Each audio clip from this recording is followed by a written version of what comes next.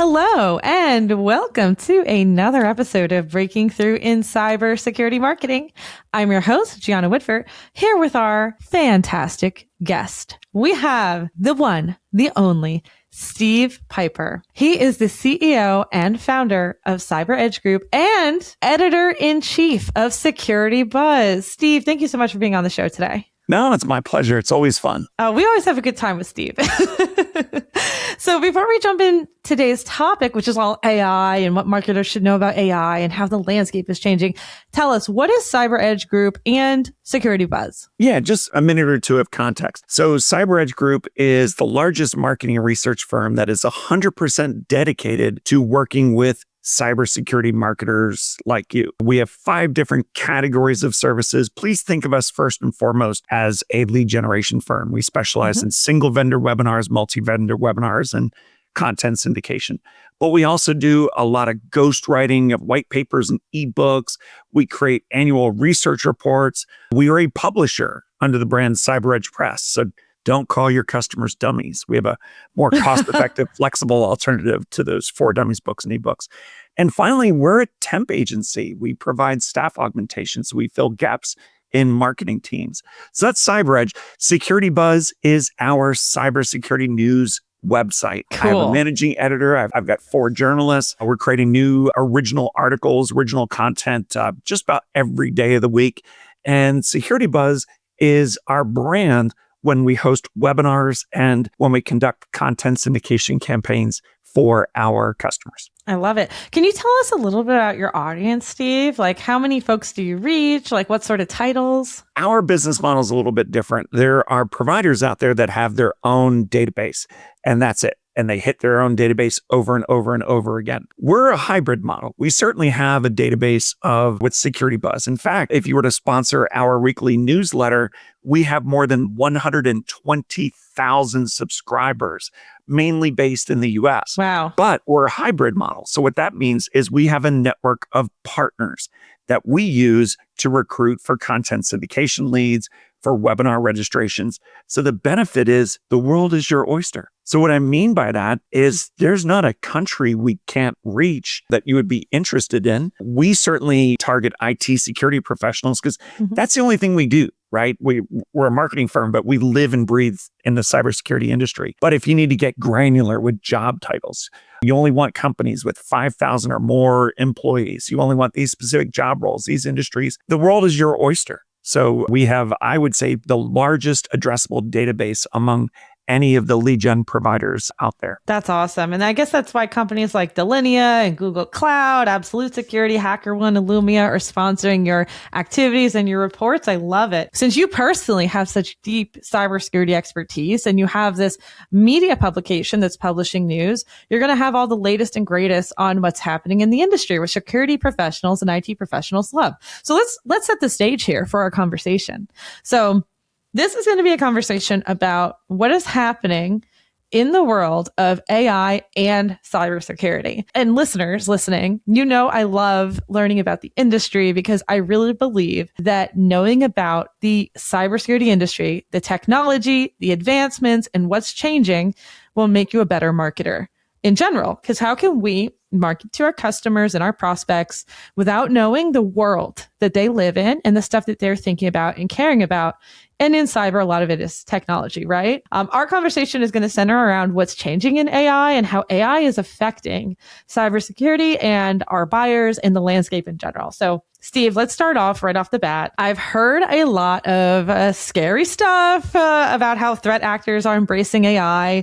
You know, there's all this like poisoning attacks, AI and hijacking and other things that you hear in the news, and you kind of wonder like what's truth and what's fiction. What concerns you the most? That's a good question. So AI in both our personal lives and in the cybersecurity industry, it's a double-edged sword, right? So there's a lot of great stuff that goes with AI, but there's also a lot of scary stuff that goes with AI. So let's talk about the scary stuff. First, the volume of threats. Artificial intelligence can be used by threat actors, the bad guys out there, where they use bots and then they create so many variations of malware, polymorphic malware, new evasion techniques, and the volume of threats has just ramped up. Spear phishing in particular, and we've heard this term phishing and spear phishing just for everyone's benefit. Phishing is what we all face in our personal lives, where we get emails sent to us from maybe a bank or something, and it turns out to be fraud. Like my favorite phishing email I used to get was from Bank of America, and it would ask me to do my annual security audit, where they want me to log in with my username and password, then they want to verify my home address, my social security number, my debit card number, my date of birth, my mother's maiden name, just as a quarterly security audit. And if you hover over the link, it instead of going to bankofamerica.com, it goes to www. You're crazy if you're going to click this link.com, some bizarre link. So that's phishing emails. Spear phishing emails are different. Spear phishing emails are targeted, right? They're sent to specific companies and specific people. And these threat actors do a lot of research to figure out who works at these companies and who might work for whom and so on. The reason why I bring this up is one of the telltale signs of both phishing and spear phishing emails over the last several years has been the quality of the writing. Okay. 99 point whatever percent of threat actors out there are English is not their first language. They're based in Europe. They're based in Asia. They're based in Africa. And often these emails that you get, they're just poorly written. And a native English speaker would realize if it's a spear phishing email, you know what? This email that's coming from my boss has much better writing skills than this. This is probably fake. Okay. And that was one of the telltale signs of spear phishing. Not anymore. Now it's the opposite. You get an email from your boss. It's called email spoofing, where you get an email when it's not really from the right person. And you're like, oh my God, my boss's grammar has suddenly improved. This is crazy. They're actually better writer now. Yeah, they're actually better writers. So one of the scary things is how well spear phishing emails are these days. They're much better constructed and they're more effective. But the thing that really keeps me up at night, and I don't want to get too dark here, but there are some really awful things that are going on in our industry related to deepfakes. Yeah. Okay? So specifically talking about deepfake photos, deepfake audio, deepfake video. And there's three examples that kind of stand out to me of some really scary things. Now, I think most of us are parents. Okay. I have two daughters, and I'm sure a lot of your audience are parents. And the scariest thing that could ever happen is your child being abducted, right? It's just, and my heart goes out to Savannah Guthrie and her mother. It's just awful, awful, awful. So in 2023, there was a woman in Arizona, and she got a phone call out of the blue, and it's her daughter. And her daughter's saying, Mom, help me, please help me. And then suddenly a threat actor comes on the phone. Okay. And he says, I have your daughter. If you don't pay $1,000 in Bitcoin or whatever it was by 5:00, you're never going to see your daughter again. So this woman in Arizona happened to be with her friend, and her friend decided to call her friend's husband, the dad, because the daughter was with the dad on some sort of trip. Yeah. And so she called the dad, and she's right here next to me. What are you talking about? Literally next to me. That is scary. So what they did is they went out on social media, saw some videos, got some sample recordings, and basically recreated this deep fake audio of this woman's daughter's voice. It's just absolutely horrible. There has been election fraud where days before an election, I think it was in Slovakia, if I'm not mistaken, there was an example of a candidate who allegedly talked about how this was the incumbent. They were rigging the election and what suckers the voters are going to be because the election is rigged. Now, this was fake, completely fake. And of course, we've seen deep fake photos, and most female actors and musicians and whatever are victims of that. But here's something in business, because most of us work for B2B companies. Here's an example of a business deep fake video attack that is really, really scary. And this is a true story. A company called Arup Group, a British construction engineering company, a global one. So there's this poor woman in Hong Kong who works for the finance department. And she's on a live Zoom call. Yes, that's right. Live Zoom call with multiple colleagues and the CFO of the company. And the CFO of the company is talking about the need to transfer funds related to a transaction, and it's time sensitive. And the CFO wanted to give the woman in Hong Kong confidence that this was real. And so she's a good worker and she followed the instructions. She received an email from the CFO. She just got off a live Zoom call with other colleagues from the CFO. So she did multiple transactions adding up to $25.6 million. Okay. Wow. Turned out that this was live deepfake video.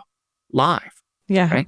So deepfakes are really what keep me up at night from both a cybersecurity industry perspective and also just a perspective of being a dad. Just lots of scary stuff out there. Would you say that like your audience, this is like very similar to what, and when I say your audience, I mean like security professionals. Is this what security professionals are also thinking about when they're thinking about AI risks and risks to businesses? They are. During this discussion, I'm going to refer to some of my company's research. We have this annual report called the Cyber Threat Defense Report. We're actually on our 13th year. And we have sponsors of our report. We have silver, gold, and platinum sponsors. And if we have time, we can talk about that a little bit later. But we have hard data. And we have a large sample size with 1,200 responses as your sample size. That's a survey margin of error, like plus or minus 3%. So it's highly reliable data. 4 in 5 security professionals absolutely prefer to buy security tools that feature AI capabilities. And they are very concerned about AI threats. Deepfake threats being one of them. And there's just so many scary things out there that relate to AI. Whoa, Steve, hold on. Did you just say something that I think a lot of marketers will either like cringe at or are going to like celebrate because they have to market AI in their products? You just said that 4 out of 5 security buyers or IT buyers that you surveyed in your report, 4 out of 5 like AI in the security products they're purchasing. That's exactly right. That's in our current report, the 2025 Cyber Threat Defense Report, 82% to be exact.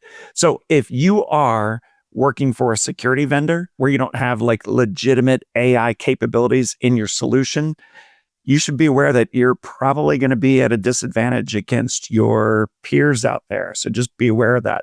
Strong demand for security tools with AI because we are living in a very scary world. Yeah, that's incredible. I mean, it makes sense. I think there's 2 schools of thoughts, right?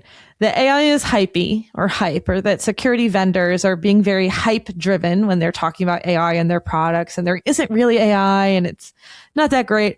Or that, hey, security buyers do want AI in their products. And even if they complain about how it's marketed, they really actually like it. So there's plenty of announcements we've seen in the security vendor world about how they're embracing AI to improve their existing solution or launch new solutions as part of their platforms and products. What sort of innovations have you seen, Steve, that you think are really, really exciting? So the first innovations we started to see in the last couple of years is generative AI. If you're like me, I love ChatGPT, or maybe you love Gemini or whatever it is. And I use ChatGPT probably 3 or 4 times per day. So security vendors are integrating generative AI into their management interfaces. So I'm going to make something up.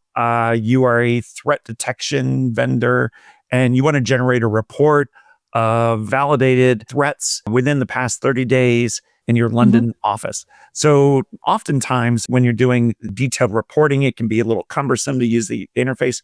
What if you just explain that in your own language? Or you want to create a policy. I want to make sure that anyone who is working with a different IP address, like when they travel, that there's some additional challenges, multi-factor authentication, for example, but create these policies in language that is easy for you to create. So generative AI has been a game changer, not only for us in our personal lives, but also for IT security administrators and analysts. When you're saying policy, Steve, do you mean like the written, like the rules? Or are you saying like configuring the settings of like a potential product, or both?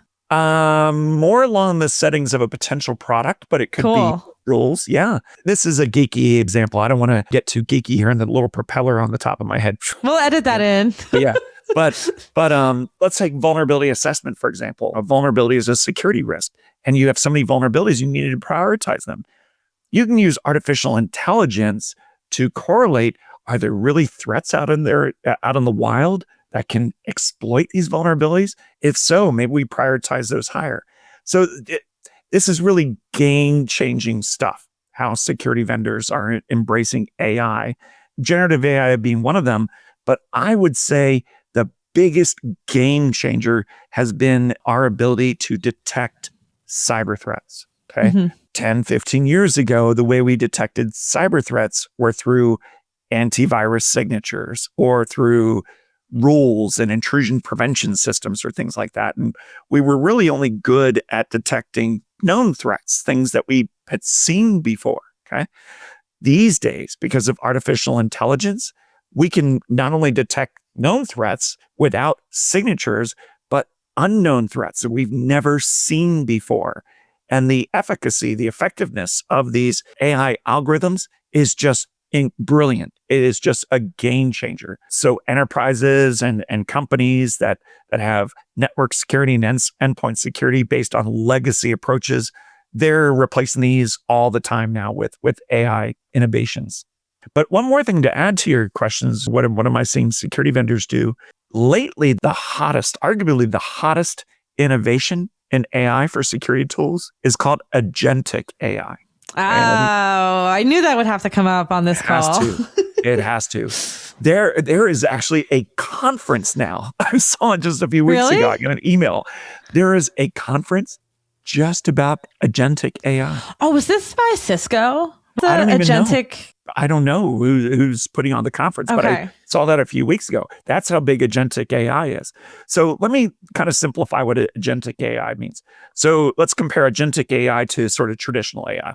You want to get from point A to point B while driving your car. And traditional AI, you can use your GPS. I like Google Maps, whatever it is, or Waze if I'm in the car. It will not only tell you how to get there, but the best way based on real-time traffic conditions, right?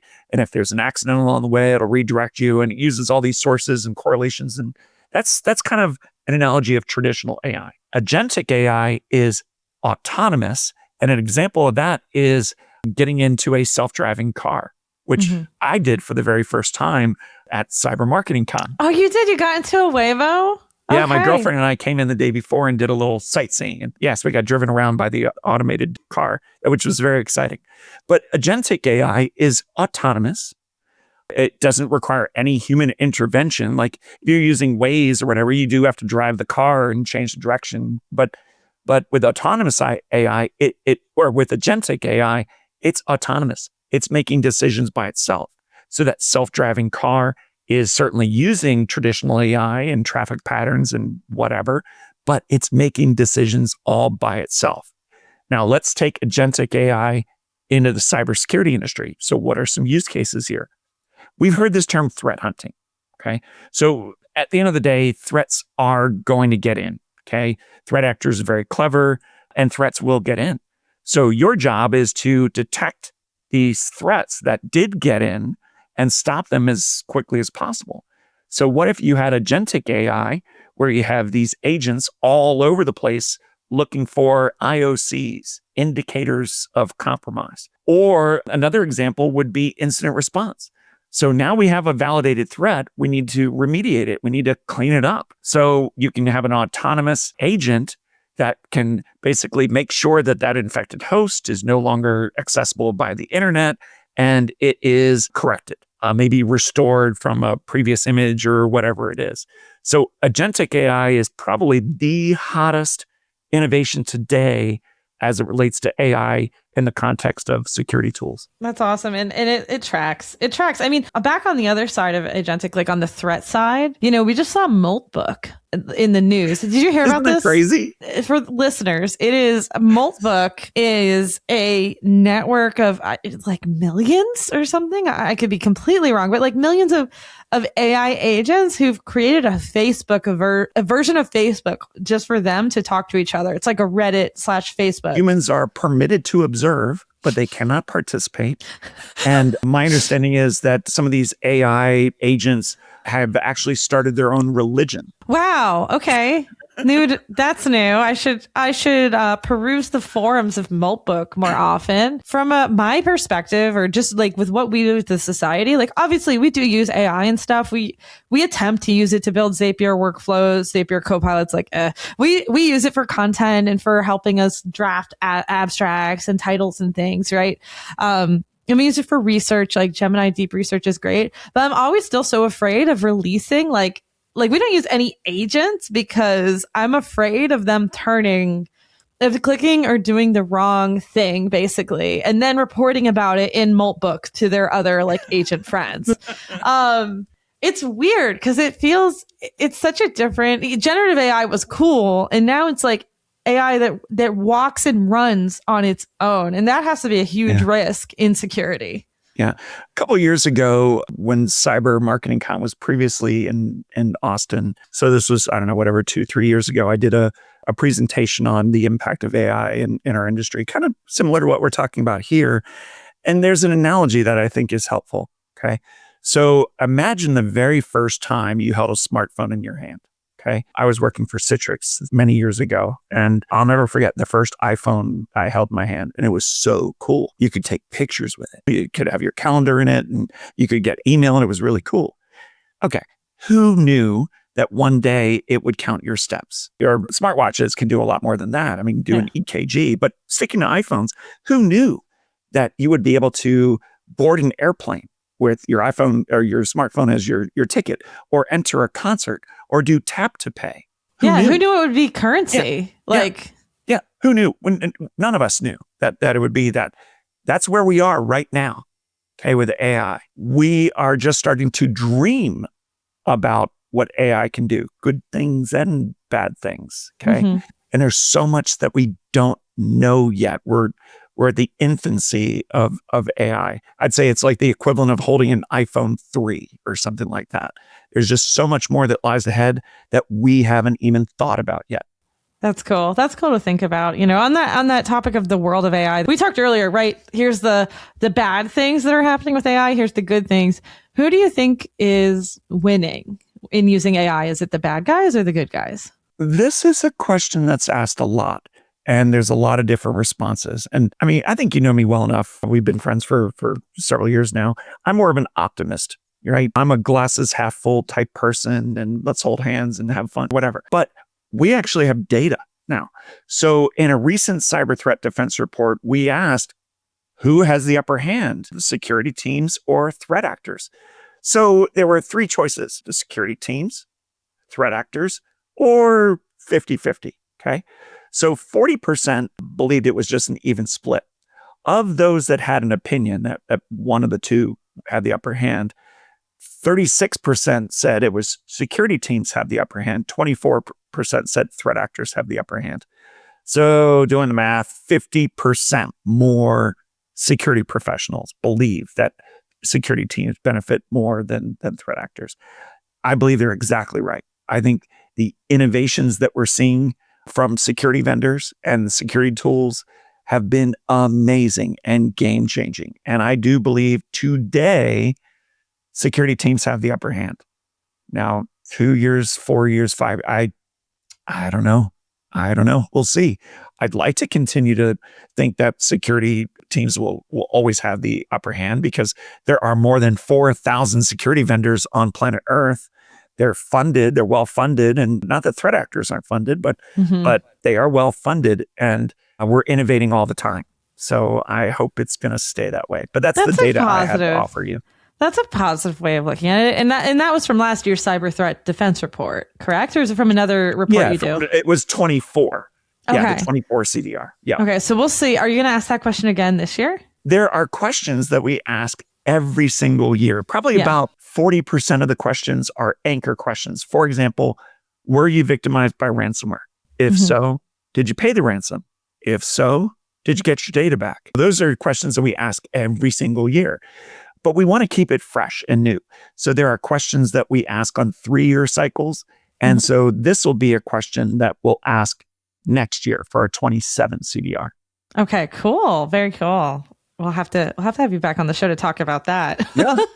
So another thing that is really hot to discuss in the world of the cybersecurity industry is jobs. Whether it's hey, we have this humongous cyber job shortage. There's not enough people to fill the seats. Now we've seen a lot of like AI will take people's jobs, and that's across all industries, marketing, sales, medicine, like anything. But in cyber, since you just talked about all the innovations, how do you think the AI perceived change will affect the job landscape of cybersecurity practitioners? That's a really good question. So if we think, back when I was a kid, ATMs were invented. And certainly bank tellers, there were fewer bank tellers that were hired because now we have ATMs and, or automobile manufacturers and so on. I saw a stat yesterday, actually, that as a percentage of the population, there are more workers in the automobile industry today than there were before the Industrial Revolution. So it doesn't always mean that it's going to be long-term job loss. Mm-hmm. Okay, but let me answer your question. One of the questions that we ask every year, and this is one of my favorite questions that we ask every year in our cyber threat defense report, is what is standing in your way of being successful? Okay. Is it you don't have enough budget? Or you don't have enough security tools? You don't have support from management? Are there too many false positives, too many bogus alerts out there? The number one response, and this is a sneak peek for our 2026 CDR, which we're going to be announcing on April 28th. So you're getting a sneak peek here. The number one response standing in the way is lack of skilled personnel. So there is a shortage. Even today, there is a shortage of skilled personnel. Now, my hope is that AI will help to alleviate some of that shortage so that security professionals don't feel like they're spread so thin. Okay. But we also ask them in this year's CDR, do you think your job is in jeopardy?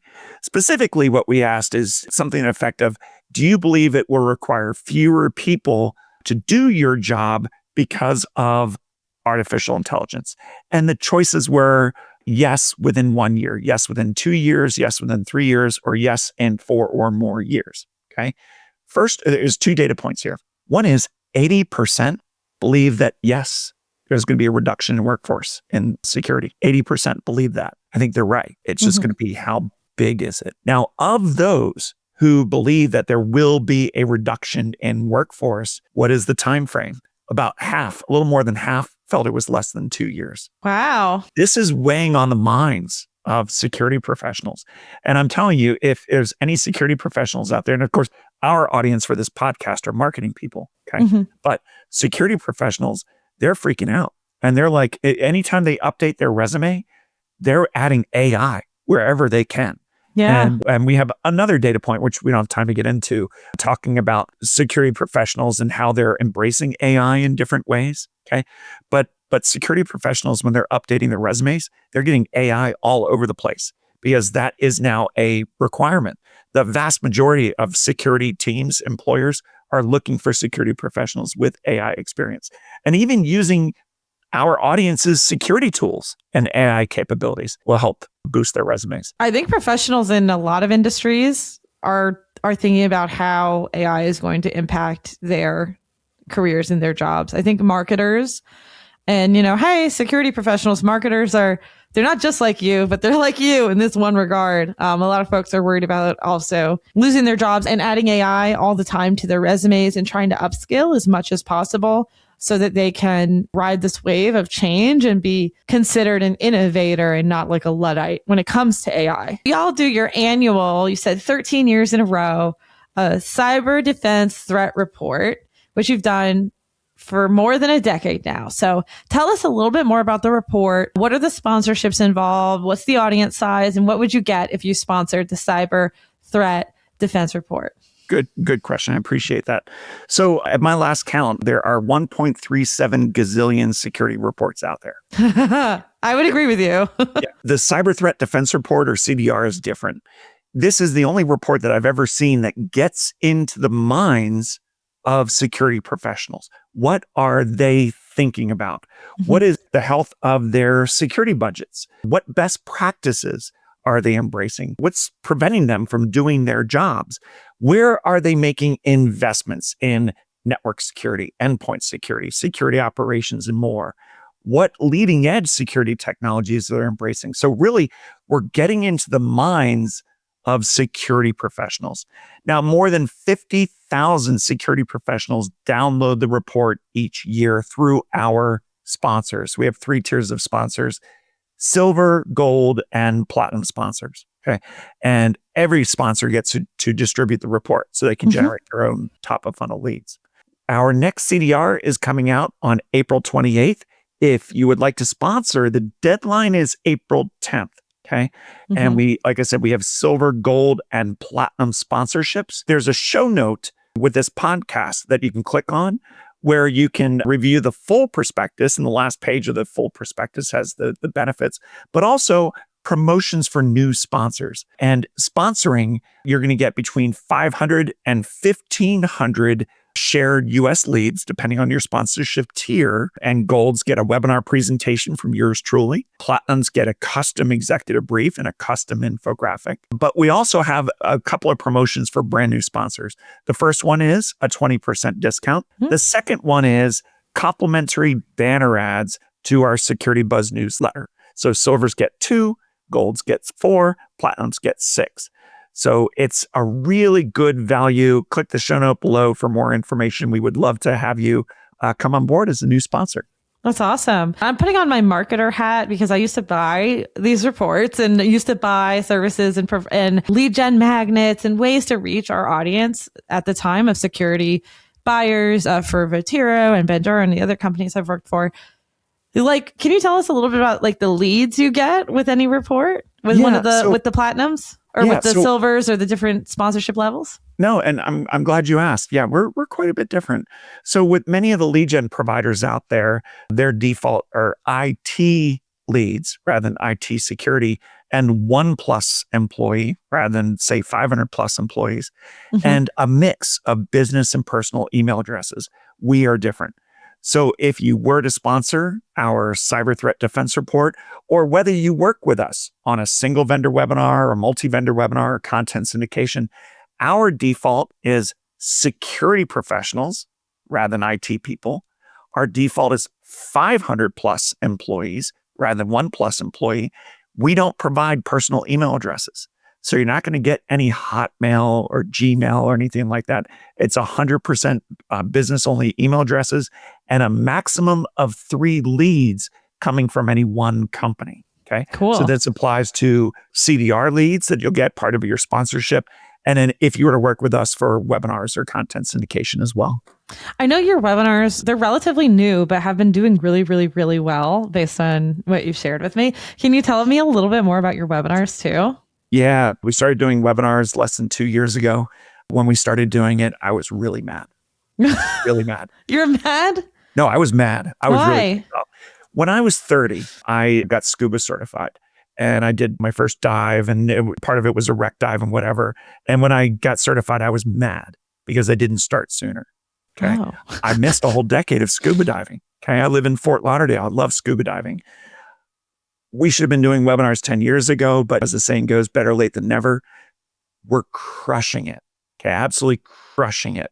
We use On24 as our webinar platform as opposed to something you've never heard of in your life, and you don't need a username and password like you do with BrightTalk. I've got fantastic webinar hosts. It can be live or semi-live, whatever you prefer to do.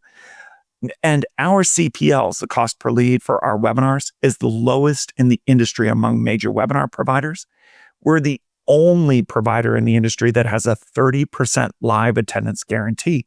So if you book a minimum of 250 registrants, guarantee that 75 are going to show up, okay, at least. And then also many of our competitors, they struggle to hit the registration goal before the date and time, whether it's live or semi-live, it's going to be at a certain date.